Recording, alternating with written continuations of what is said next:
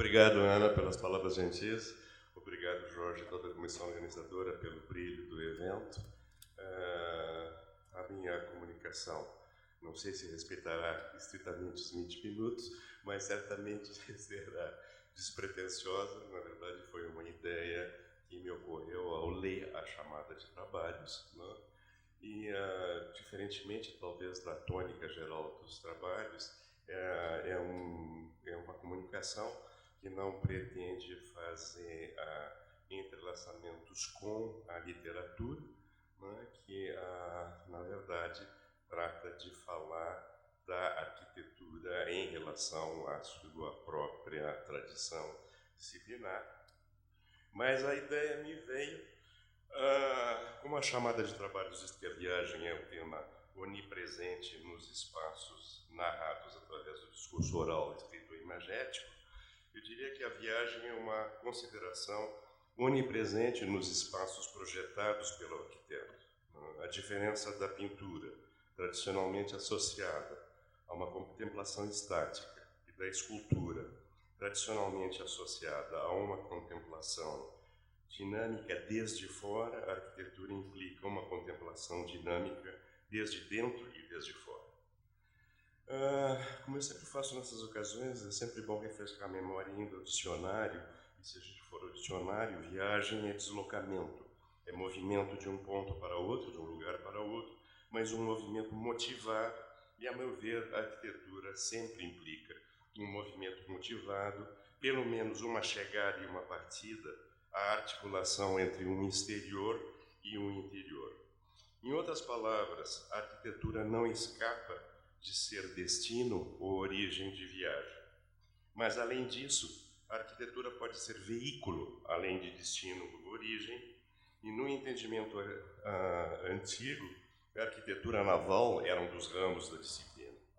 Em caso ainda mais limite, a arquitetura pode ser também bagagem que se transporta, como tenda, como barraca ou toldo, os abrigos da vida nômade ou da ocasião efêmera. Então, essa comunicação não quer senão recordar duas coisas.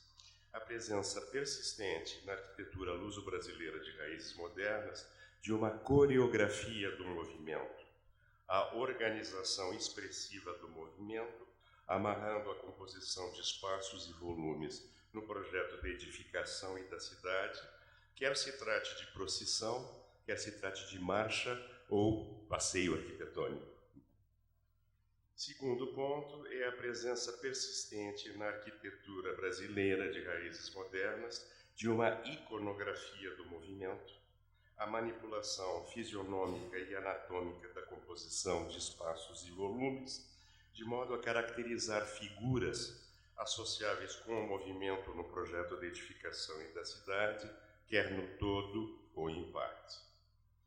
E, enfim, o que eu tenho para mostrar é, na verdade, vamos dizer, antes de tudo, um slideshow.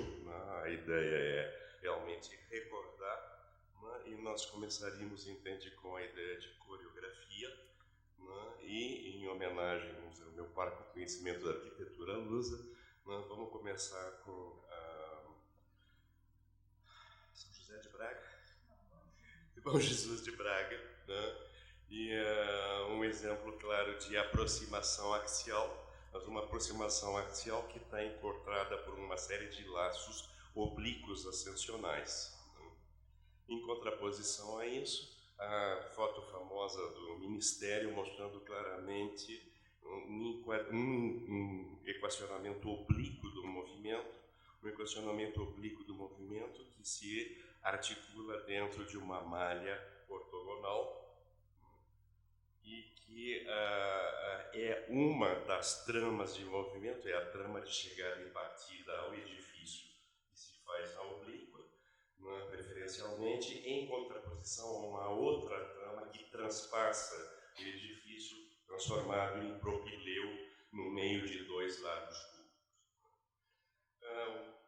O Ministério é uma das obras monumentais representativas da nossa arquitetura moderna de base carioca, enquanto retrato da nação, o seu contraponto é o pavilhão brasileiro de Nova York, de novo, o mesmo tema, vamos dizer, da penetração do edifício por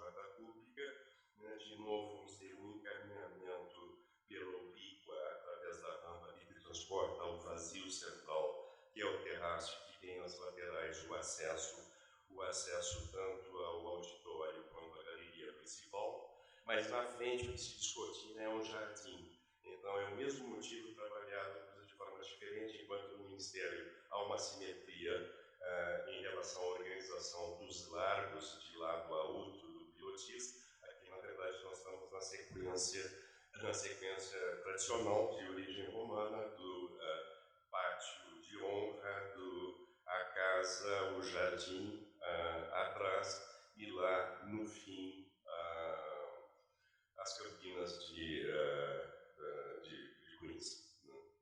Dentro da própria galeria principal, vocês recordarão essa foto também bastante conhecida, com o mezanino se projetando em proa e organizando o movimento dentro dele. Há uma cortina de veludo que aparece tenuamente, vamos dizer, à direita na imagem, e essa cortina do outro lado do busto do Getúlio, ela separa, vamos dizer, essa galeria armada de uma maneira extremamente dinâmica em relação a um espaço anterior, tratado deliberadamente como pausa, né, de repouso. Né? Duas edificações, digamos, na linha do moderno rústico brasileiro, o Hotel de Ouro Preto. O Hotel de Ouro Preto, implantado numa encosta íngreme, pela foto tomada noturna, dá para ver a grande colunata de base, né, que avança, ou melhor dito, que cai em função do terreno, de maneira que é uma toca de garagem na ponta esquerda. Aqui, de novo, Oscar consegue trabalhar um terreno extremamente difícil de maneira a criar um acesso veicular e um acesso de pedestres, de levá-lo tangenciando agora a colunata, né, com um vazio central que comunica com um pequeno playground do lado do morro, e numa aproximação que agora é lateral e periférica ao edifício propriamente dito. Outro exemplo, do qual eu infelizmente não tenho todas as fotos, é o hotel, o Parque Hotel de São Clemente, em Friburgo do Lúcio Costa, né, uma pequena joia extremamente delgada em termos de espessura e de seção. O hotel se apresenta primeiro no alto, na medida em que o veículo sobe, o acesso de veículo pedestre sobe a rampa. É preciso fazer um giro para contornar e entrar dentro da pequena torreãozinho que abriga a entrada, e a partir disso, internamente, há um trabalho incrível em termos de dilatação do percurso através de um quase labirinto, entende, de percurso obrigatório.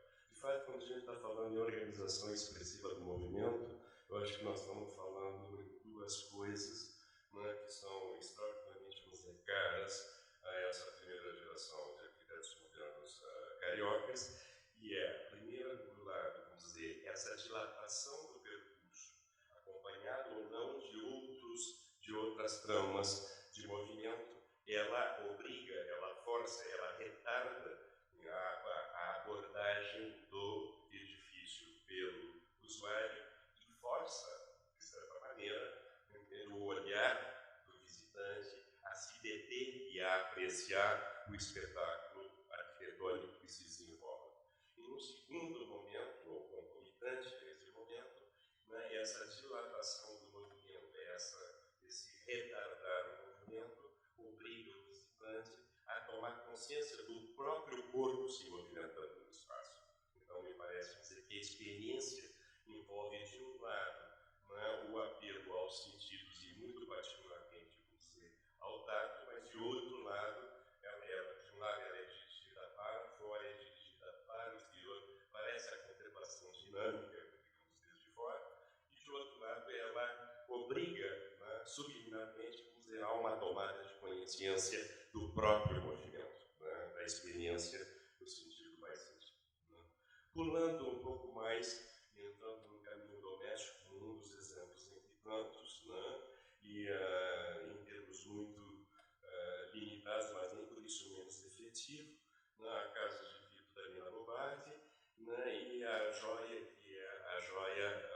que é essa colocação da escada, dessa escada de 2 lances, de tal maneira que é preciso, vamos dizer, se adentrar no volume térreo, fazer um giro de 90 graus para entrar na escada e aí enfrentar o patamar que remete o olho ao horizonte exterior recentemente deixado, para depois mergulhar na escada numa fenda propriamente dita, uma fenda, na verdade, em termos precisos, de fazer a volta de novo e recomeçar uma aproximação, um trabalho, digamos, similar, né, de ida e volta, de manobra de giro e contra-giro, de maneira a abarcar não só a paisagem interna da casa, mas a paisagem exterior, na sua perspectiva mais ampla.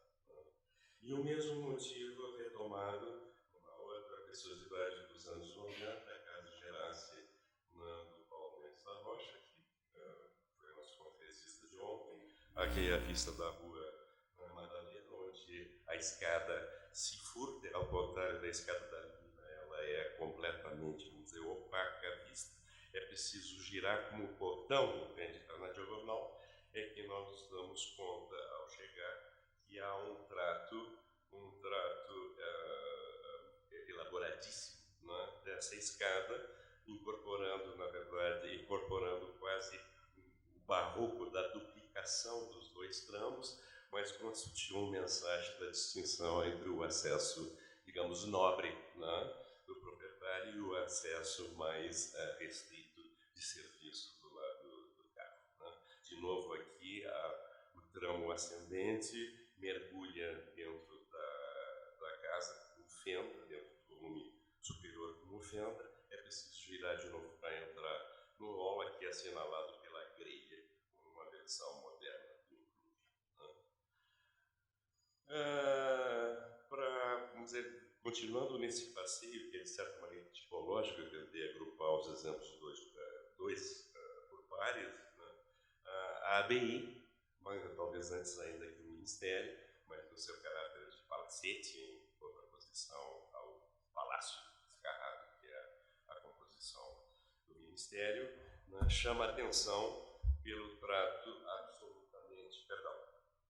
chama a atenção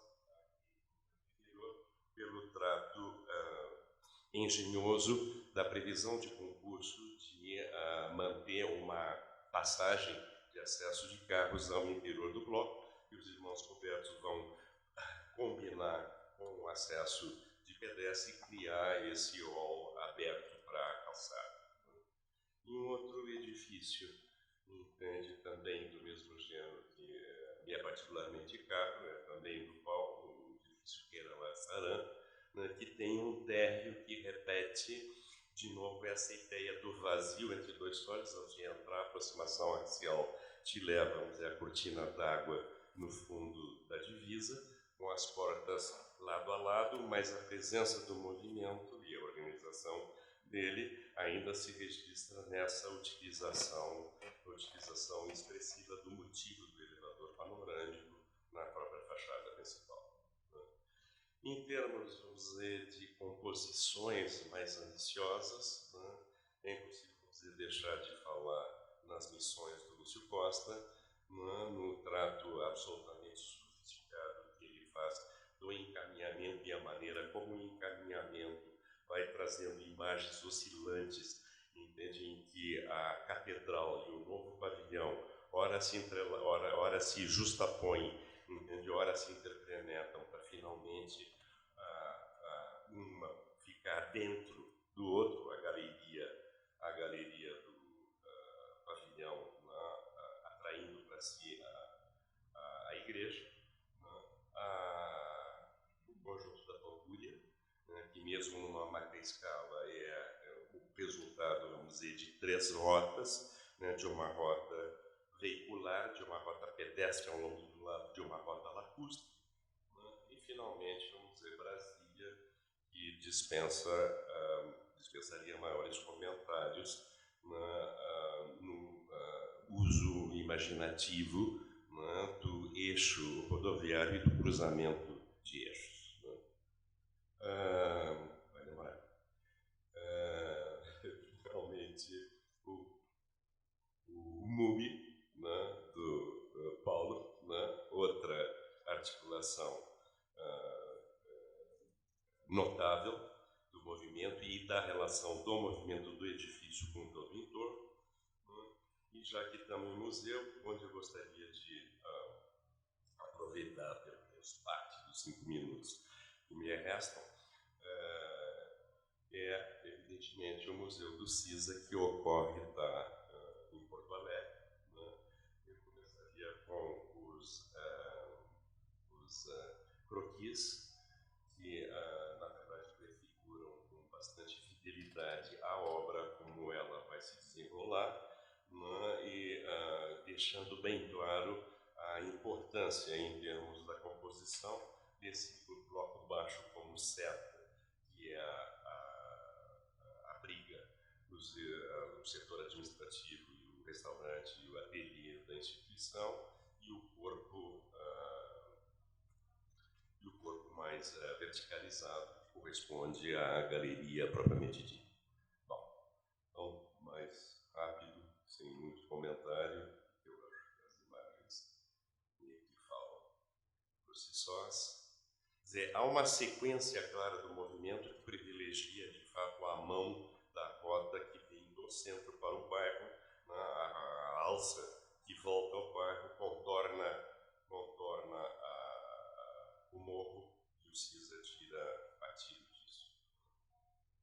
Aqui está o esquema famoso da organização das rampas em torno do edifício, mas, na verdade, o edifício começa, de fato, na garagem, que é um acréscimo em relação à organização original, é a única possibilidade de estacionamento possível, mas que funciona não só como estacionamento, mas como articulação entre o ponto de ônibus que deixa nesta calçada, né? Então o topo dessa garagem funciona como a passagem de pedestre, uma passagem que é transparente para a colunata que se divisa de cara como um primeiro motivo do museu. A planta.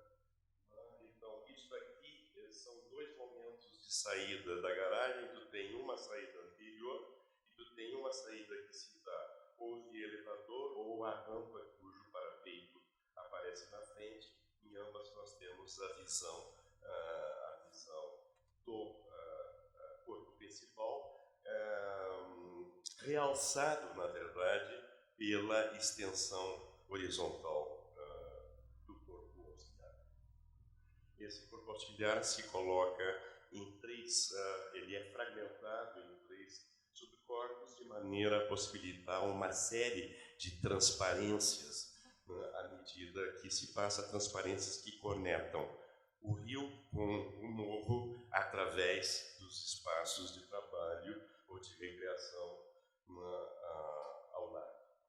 E isso é interessante porque me parece dizer, incentiva, estimular o fato que, ao contrário do que muito vulgarmente se fala, vamos dizer, do projeto como sendo um projeto fechado, como sendo na verdade, é um projeto que, junto com o movimento, entende, elabora de uma maneira muito sofisticada uma gradação de transparência, né, que é máxima, na verdade, né, nesse momento do átrio virtual externo, né, emoldurado, vamos dizer, pelas rampas, por esses braços que são as rampas de movimentação pedestre dentro da galeria do museu propriamente dito, né, com o céu tampado, o céu destampado com uma espécie, vamos dizer, de cúpula esquemática.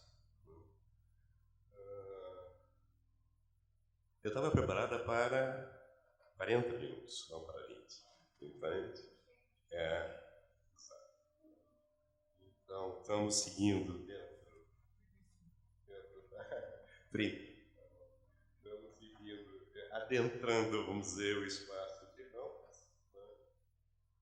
Vocês sabem, vamos dizer, então, há um caminho prescrito ideal, que seria, vamos dizer, de assumir ir até o fundo para um dos núcleos, do núcleo de elevador mais distante, subir até o quarto, até o último andar e começar o trajeto, né, transpassando as galerias em L e entrando pelas rampas que alternadamente te levam para fora do edifício, né, e te voltam a mergulhar dentro.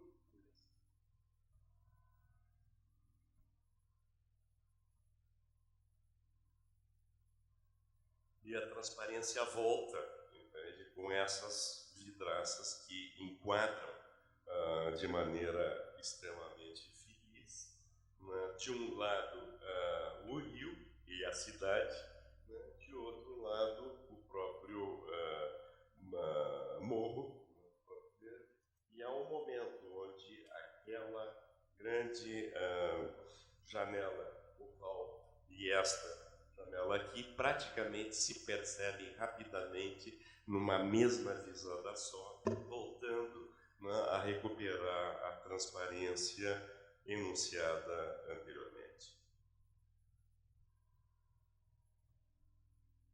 Pedindo-nos no museu, em termos de iconografia, nós estamos falando do edifício, né, que de alguma maneira se associa ao movimento do edifício e de alguma maneira quer se projetar no todo ou em parte, quer como veículo dentro daquela ideia, vamos dizer, da Arca de Noé, entende? Ou como abrigo temporário, na maneira de uma tenda. A Torre de Belém está aqui para nos recordar que o Luís Manuelino é um dos que faz, de fato, uso dessa iconografia náutica, no caso, em termos da celebração das viagens portuguesas, né? Mas, novamente, tem o tema, vamos dizer, do edifício navio volta, né, em muitos dos exemplos, vamos dizer, que nós já vimos anteriormente em termos de coreografia. No caso do Ministério, uma das anedotas interessantes durante a construção do Ministério, que coincidiu com o ataque dos japoneses a Pearl Harbor, né, que o Ministério foi apelidado na imprensa de Capanema Maru, né, o Maru E o problema curioso, vamos dizer, com os símbolos, é que nunca se tem um controle da decodificação desses símbolos pelos visitantes, ou dessas analogias, né? Então, para os amigos, né, o ministério era o Ministério do Capanema, que avançava para frente construindo um homem novo, entende? Propelia, entende? O governo e a nação para frente. Para os inimigos, o Capanema Maru era um navio do Capanema que estava afundando as finanças, entende, do governo.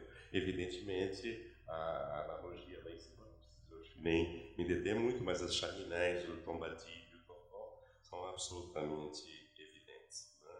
Nós já falamos nessa mesma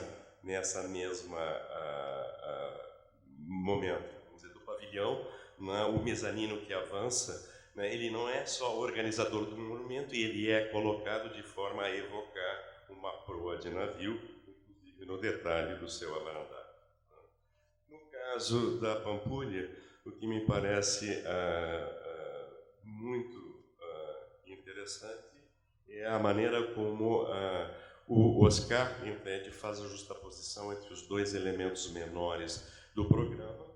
Aqui o Iate Clube, que é apresentado como uma legítima casa-barco, como uma espécie de caricatura de casa-barco, e nós podemos lê-lo ou como uma justaposição, né, de Casa Errázuriz sobre Casa Citroën, mas também nós podemos vê-lo, sim, como uma abstração, entende, de navio, né, como uma abstração angulosa, como uma abstração, vamos dizer, viril, né, como corresponde, vamos dizer, às suas finalidades esportivas. Né. Em contraposição, né, a Casa do Baile próxima, né, ela se monta numa ilhota que é construído, o término é construído junto com o próprio projeto, ela é toda arredondada, ela evoca, assim, entende, características de cabana primitiva, que no caso é a maloca dos índios Irudus, no desenho da viagem filosófica ao Brasil, que tem a peculiaridade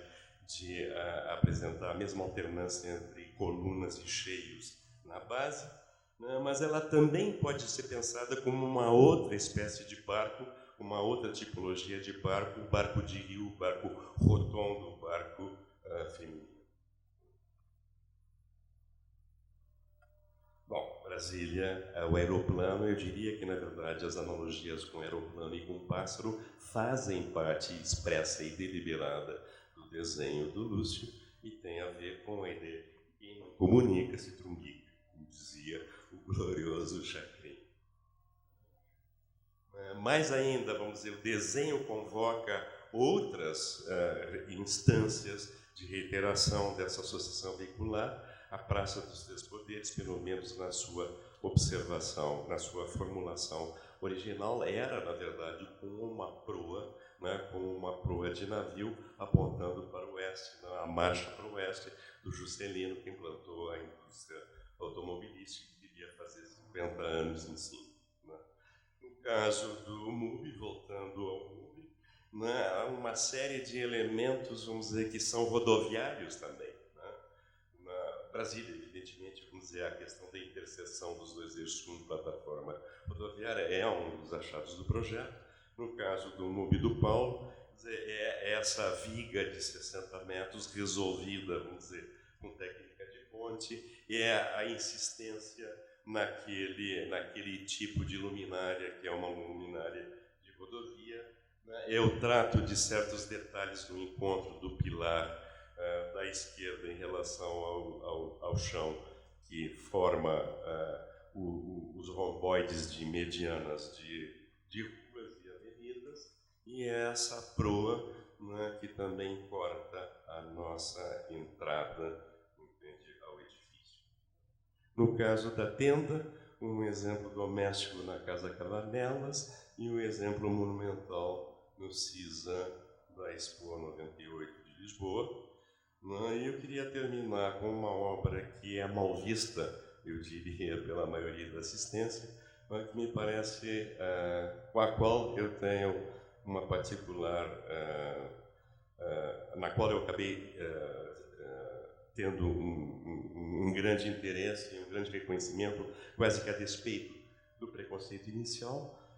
E aqui é a Cidade da Música, do Christian de Porzampac, né, que é, na verdade, aqui está no caso borderline, vamos dizer, do latino, do francês, entende, casado com brasileiro e, portanto, meio adotivo, não totalmente, entende, estrangeiro, de fato, a nossa herança cultural.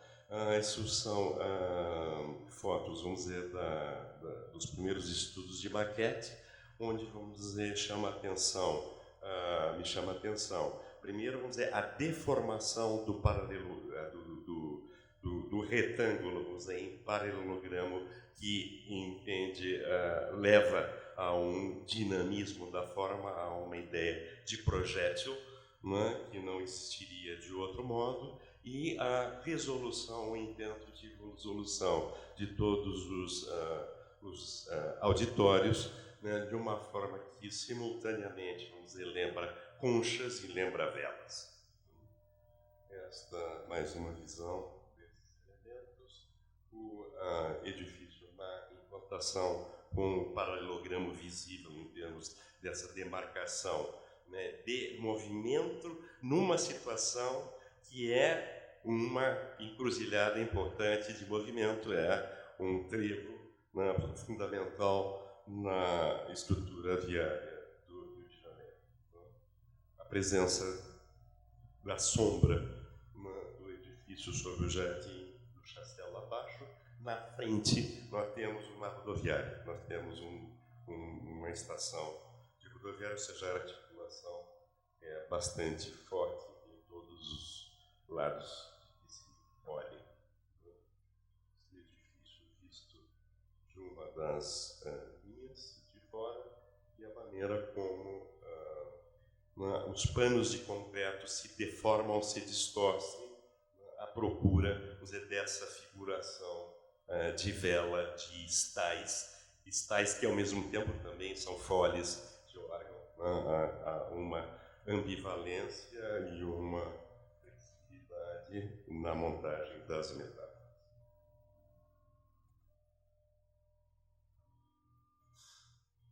Nesse ponto, que é um ponto que corresponde bastante a um dos croquis, fica mais clara essa noção dentro do intento, vamos dizer, figurativo do Borzanbar.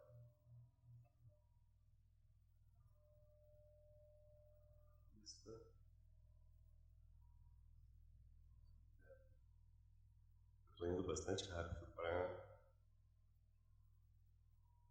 a proa aqui, no caso interno, no hall do auditório, as rampas de acesso vistas através desses mirantes e, no fundo, a contemplação dos eixos, né, que se colocam, a paisagem e a caravela.